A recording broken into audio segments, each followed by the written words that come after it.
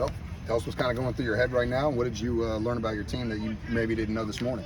Yeah, I mean, that we can do it under pressure, that we can do it on a huge night, on a big occasion with this new group. I think we had a similar test with Marshall last spring, but it is a new group. It is what we feel a normal full season. Hopefully it stays that way. But we never question whether this group has enough quality, enough depth. It's can you do it when it really counts on a big night like tonight? Now the message needs to be, as Debbie Downer as I'm going to sound, now it needs to be, okay, well, now you've got an opportunity to do it again against Penn State and significantly put a number by our name. We're not going to take anyone by surprise anymore. So if Pitt at all underestimated us, then not only do they know now, but so does the rest of the country. So we're going to be ready for Penn State's best efforts on Friday. Take us to that game-winning goal. What did you see? Kind of how did the play transpire? I think we had a really good spell. I think it was coming, quite honestly. I thought we had a period there. Obviously, we rode, if you like, the disappointment of conceding quite early in the half to get back in, for them to get back in the game. And we didn't let it wobble us at all.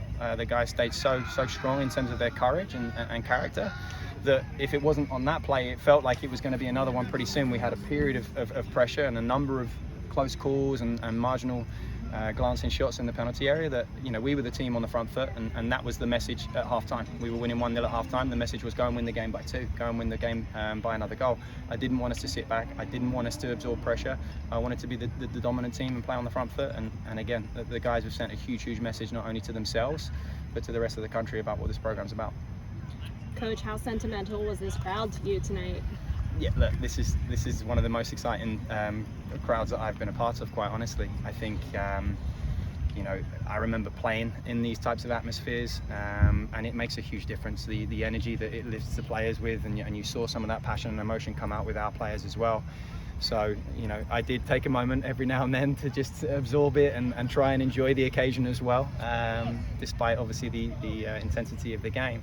But it's amazing. It's amazing. It's what these guys have come here for. It's what we've promised them through the recruiting process, that they're going to get to play in huge games that count, that matter, in front of big crowds against quality opponents, because Pittsburgh's a very good team. And again, this will be a memory that lasts a lifetime, not just for them but for me as well, I'm sure.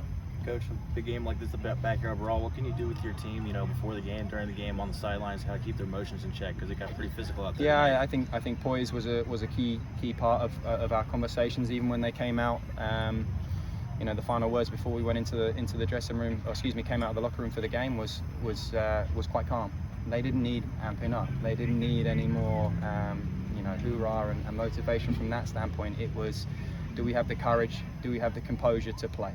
To play with a fantastic team against an excellent team that was in the Final Four last year, and I'm sure we'll be there and thereabouts again this year too. Do we have the courage to compete and have that composure? And again, they managed to do it with the intensity, the resilience, again, the bravery, and come out on top. And it was well deserved. Coach, you mentioned intensity. Your team won every 50-50 ball out there, out hustling the majority of the Pitt squad. So how did you implement that into your game plan? How did you work on that? It's depth.